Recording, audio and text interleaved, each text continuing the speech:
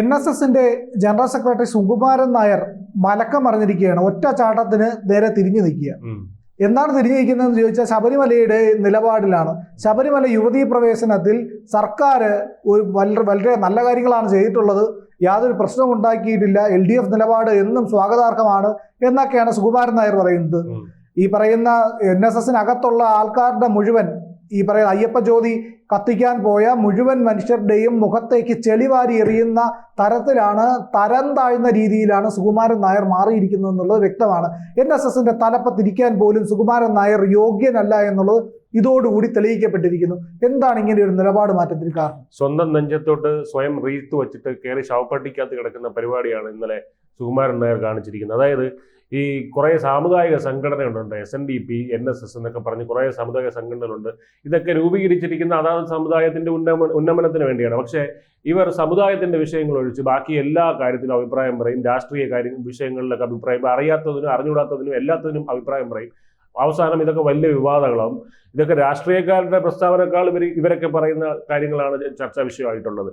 അപ്പോൾ അത്തരത്തിൽ പല സമുദായ നേതാക്കളും ഇപ്പോൾ തലപൊക്കിയിട്ടുണ്ട്. ഗ്രഹണമാകുമ്പോൾ നീർക്കോലിയും തലപൊക്കും എന്ന് പറയുന്ന പോലെ ഇപ്പോൾ തലപൊക്കിയിട്ടുണ്ട്. തലപൊക്കിയിട്ട് ഇതുപോലെ അഭിപ്രായങ്ങളും പ്രസ്താവനകളൊക്കെ പറയുന്നുണ്ട്. അപ്പോൾ മൂന്ന് പാർട്ടികളും ഉറ്റുനോക്കുന്നുണ്ട്. കാരണം ഇവരെന്താണ് പറയുന്നത്, ഇവരെങ്ങോട്ടാണ് ചായുന്നത് എന്നുള്ളത്. അതിലിപ്പോൾ സുകുമാരൻ നായർ അദ്ദേഹത്തിന്റെ നിലപാട് വ്യക്തമാക്കിയിട്ടുണ്ട്. NSSന്റെ ജനറൽ സെക്രട്ടറി ആയിട്ടുള്ള സുകുമാരൻ നായർ കഴിഞ്ഞ ദിവസം ഇന്ത്യൻ എക്സ്പ്രസിനും ഏഷ്യാനെറ്റ് ന്യൂസിനും കൊടുത്ത ഇന്റർവ്യൂവിലായിരുന്നു ഇത് വ്യക്തമാക്കിയത്. അദ്ദേഹം പറഞ്ഞു, ഇടതുപക്ഷത്തിന് വളരെ ന്യായീകരിച്ച് സംസാരിക്കുന്ന രീതിയിൽ, അത് ഇടത് ചായ്വ്, CPM-നോടുള്ള ഇടത് ചായ്വ് കൃത്യമാകുന്ന ഒരു ഇന്റർവ്യൂ ആയിരുന്നു നമ്മൾ കണ്ടത്. അതിൽ അദ്ദേഹം പറയുന്ന കുറച്ച് കാര്യങ്ങളുണ്ട്. അതിലേക്ക് കടക്കും മുമ്പ് അതായത് ഇപ്പോൾ NSSന്റെ ഈ വിഷയത്തിലുള്ള, അതായത് ശബരിമല യുവതീ പ്രവേശന വിഷയത്തിലുള്ള ഇതുവരെയുള്ള നാൾ വഴികൾ എന്തൊക്കെയാണെന്ന് നമുക്ക് പരിശോധിക്കേണ്ടതായിട്ടുണ്ട്. 2018 യുവതീ പ്രവേശന വിധി വരുന്നു. അതിൽ അതിശക്തമായിട്ടുള്ള നിലപാടെടുത്ത ആദ്യത്തെ സാമുദായിക സംഘടനയായിരുന്നു NSS എന്ന് പറയുന്നത്. അതിൽ പല പരിപാടികൾ ഇവർ തന്നെ ഓർഗനൈസ് ചെയ്തിട്ടുണ്ട്. അതിൽ ഇതര സാംസ്കാരിക സംഘടനകൾക്ക് പോലും NSS പിന്തുണ നൽകിയിട്ടുണ്ടായിരുന്നു. ഒപ്പം NSS സുപ്രീം കോടതിയിൽ ഒരു കക്ഷി ചേരുന്ന സംഭവം കൂടെ ഉണ്ടായി. ഭക്തർക്ക് വേണ്ടി അതിശക്തമായിട്ട് വാദിക്കാൻ വേണ്ടി ഇന്ത്യയിലെ തന്നെ ഏറ്റവും മുൻനിര അഭിഭാഷകനായിട്ടുള്ള K. പരാശരനെയായിരുന്നു അവർ നിയമിച്ചിരുന്നത്. അപ്പോൾ ഇതിങ്ങനെയെല്ലാം മുൻനിര, അതായത് അയ്യപ്പന്റെ ധർമ്മത്തിന്റെ സംരക്ഷണത്തിന് വേണ്ടി മുൻനിരയിൽ നിന്ന പോരാളികളായിരുന്നു NSS എന്ന് പറയുന്നത്. അപ്പോൾ ഒരുപക്ഷെ അതുകൊണ്ട് കൂടിയാകാം NSSന്റെ ഒരു അഫിഡാവിറ്റ് കൂടി, അല്ലെങ്കിൽ ഒരു കക്ഷി ചേർന്നത് കൊണ്ടായിരിക്കാം റിവ്യൂ പെറ്റീഷൻ വന്നപ്പോൾ ഈ കേസിന്റെ പരിഗണന ഒരു വിശാല ബെഞ്ചിലേക്ക് നോക്കണമെന്നൊരു തീരുമാനമെടുത്തതിന് പോലും NSSന്റെ ഒരു സ്വാധീനമുണ്ട് എന്ന് നമുക്ക് പറയാതിരിക്കാൻ കഴിയില്ല. അപ്പോൾ അത്തരത്തിലുള്ള കോൺട്രിബ്യൂഷൻ എല്ലാം തന്നെ ഈ അന്ന് നായന്മാർ മാത്രമല്ല മുഴുവൻ ഹിന്ദു സമൂഹവും അയ്യപ്പ വിശ്വാസികളെല്ലാം ഏറ്റെടുത്തതാണ്. അവിടെ നിന്നുകൊണ്ടാണ് ഈ മലക്കം മറിയൽ നമ്മളിപ്പോൾ കാണുന്നത്. അതായത് നിലപാടിൽ വെള്ളം ചേർക്കുന്നത്, സമദൂരമാണ് ശരിദൂരം എന്നാണ് NSSന്റെ എക്കാലത്തെ നിലപാട്. അതിൽ വെള്ളം ചേർത്തുകൊണ്ട് മന്നത്ത് പത്മനാഭൻ പോലുള്ള മഹത്തായിട്ടുള്ള ഇതുപോലത്തെ ഫിഗേഴ്സിനൊക്കെ നാണക്കേടുണ്ടാക്കുന്ന രീതിയിലുള്ള ഒരു കാഴ്ചപ്പാടാണ്, ഒരു പ്രസ്താവനയാണ് സുകുമാരൻ നായർ കഴിഞ്ഞ ദിവസം പറഞ്ഞത്. അതായത് ഇപ്പോൾ ഈ സമദൂരം ശരിദൂരം എന്നുള്ള നിലപാടിൽ വെള്ളം ചേർത്തുകൊണ്ട് ഇടതുപക്ഷത്തിനോട് ഒട്ടുന്ന ഒരു കാഴ്ച, അല്ലെങ്കിൽ മാധ്യമങ്ങൾ അത്തരത്തിൽ വ്യാഖ്യാനിക്കുന്ന രീതിയിലുള്ള പ്രസ്താവനകളാണ് സുകുമാരൻ നായർ ഒരൊട്ടും ഉളുപ്പില്ലാതെ തള്ളിവിട്ടിരിക്കുന്നത്. അപ്പോൾ അതായത് LDFന്റെ ചോദ്യം ഇതായിരുന്നു. അതായത് LDFൽ ഈ പറയുന്ന ശബരിമല യുവതീ പ്രവേശന വിഷയത്തിൽ LDF ഗവൺമെന്റ് നിലപാട് മാറ്റിയിട്ടുണ്ടോ? ഇത് ആരോടാണ് ചോദിക്കുന്നത്? NSS സാമുദായിക സംഘടനയുടെ തലപ്പത്തിരിക്കുന്ന സുകുമാരൻ നായരോടാണ് ചോദിക്കേണ്ടത്. LDFും എന്റെ മനസാക്ഷി സൂക്ഷിപ്പുകാരനാണോ സുകുമാരൻ നായർ? അപ്പോൾ അങ്ങനെ ചോദിക്കേണ്ട ആവശ്യമില്ല. പക്ഷെ അവിടെ ചോദിച്ചതിന്റെ പ്രസക്തിയാണ് നമ്മൾ മനസ്സിലാക്കേണ്ടത്. അതായത് LDF നിലപാട് മാറ്റം പബ്ലിക്കായി അറിയിച്ചിട്ടുണ്ടെങ്കിൽ സുകുമാരൻ നായരോട് ചോദിക്കേണ്ട ആവശ്യമില്ലല്ലോ. സുകുമാരൻ നായർ ഏൽപ്പിച്ച പണിയല്ലല്ലോ അത്. അപ്പോൾ അത് ചോദിക്കുന്നത് ഈ വിഷയം LDF നിലപാട് മാറ്റം പബ്ലിക്കായി അറിയിച്ചിട്ടില്ല എന്നുള്ളത് കൊണ്ട് തന്നെയാണ്. സുകുമാരൻ നായരുടെ മറുപടിയാണ് അതിലും ബഹുകേമം. അതായത് സുപ്രീം കോടതിയുടെ പഴയ വിധി അവിടെ തന്നെ ഇപ്പോഴും ഉണ്ട്. പക്ഷെ നിങ്ങളൊരു കാര്യം ശ്രദ്ധിക്കണം, LDF സർക്കാർ അത് നടപ്പാക്കാൻ ഇപ്പോൾ ഒന്നും ചെയ്യുന്നില്ല. എന്തോ വലിയ കാര്യം പോലെയാണ് പറയുന്നത്, ഔദാര്യം പോലെയാണ് ഇത് പറയുന്നത്.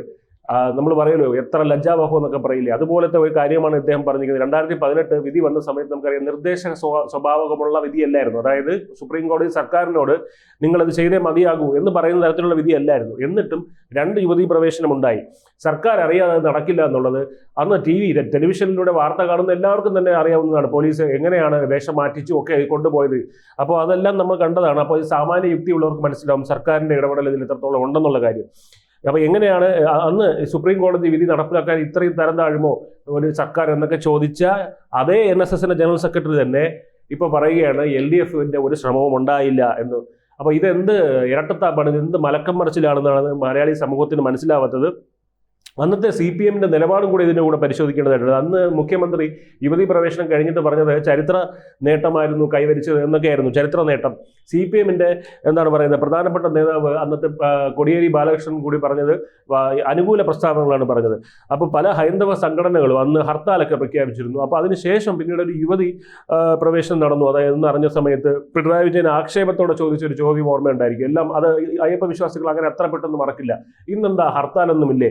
ഇത്തരത്തിലുള്ള ആക്ഷേപം നിറഞ്ഞ ചോദ്യമൊക്കെ ചോദിച്ച അതേ പാർട്ടിയോടൊപ്പമാണ് സുകുമാരൻ നായർ ഇപ്പോൾ ഒട്ടാൻ ചെന്നിരിക്കുന്നതെന്നുള്ളത് നായർ സമുദായം മാത്രമല്ല മലയാളിക്ക് തന്നെ, അല്ലെങ്കിൽ അയ്യപ്പ വിശ്വാസികളായിട്ടുള്ള എല്ലാ മലയാളിക്കും തന്നെ നാണക്കേടുണ്ടാക്കുന്ന ഒരു കാര്യമാണ്.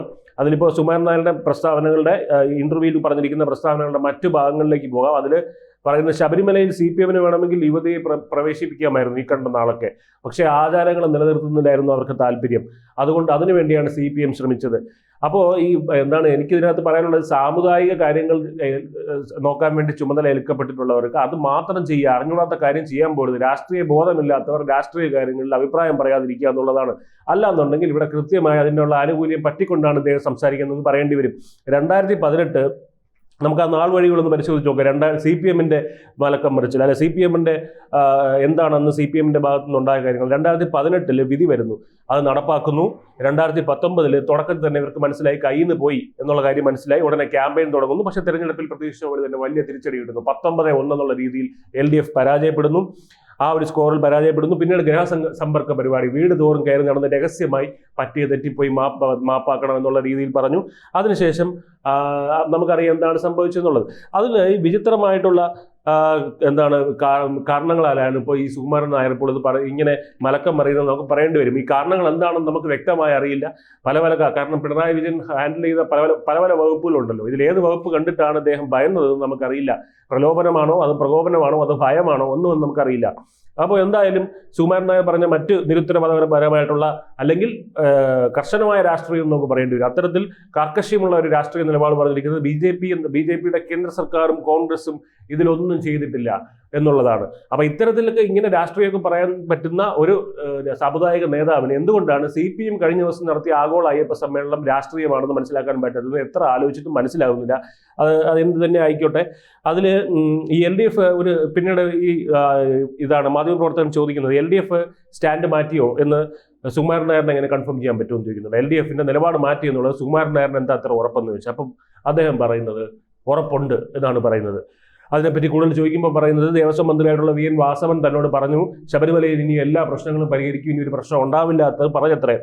അപ്പോൾ ഇവിടെ മനസ്സിലാക്കേണ്ട ഒരു കാര്യം, ഈ സർക്കാർ ഉറപ്പ് നൽകേണ്ടത് അയ്യപ്പ വിശ്വാസികൾക്കാണ്. അത് ഏതെങ്കിലും ഒരു സമുദായ സംഘടന തലപ്പത്തിരിക്കുന്ന ഏത് സമുദായ സംഘടന ആയിക്കോട്ടെ അതിന്റെ തലപ്പത്തിരിക്കുന്ന ആളുകൾക്കല്ല അത് കൊടുക്കേണ്ടത്.